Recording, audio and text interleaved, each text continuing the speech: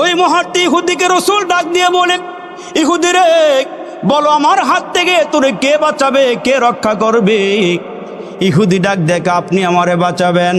আমার নবী ডাক দিয়ে কয়, না, বাঁচানের মালিক আমি নই, বাঁচানের মালিক আমার আল্লাহ। ইহুদি রে, তুই যখন বলেছ আমি রহমতের নবী, আমি মায়ার নবী, যা যা, আমি মায়া দেখাইলাম তোর ওপরে, আমি এই মুহূর্তে রহমতের দৃষ্টি দিলাম, যা তোরে মাফ করে দিলাম। তো এখন ইহুদিকে রাসূল যেতে বললেন, যায় না, দাঁড়ায় রিস। যাও। এমনে যাব না, কালমা লয়ে যাব। বড় করে কন, এমনে যাব না, কি লয়ে যাইব? কালমাটা সাথে দিয়ে দেন। আল্লাহু আকবার, আল্লাহু আকবার, আল্লাহু আকবার।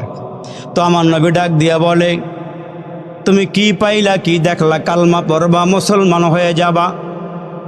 ইহুদি ডাক দিয়া বলেন, আপনি আমাকে দুশ্মন নাগালে পাইয়া আপনি আমাকে ক্ষমা করে দিলেন, এর চেয়ে বড় চরিত্রওয়ালা মানুষ দুনিয়াতে হতে পারে না।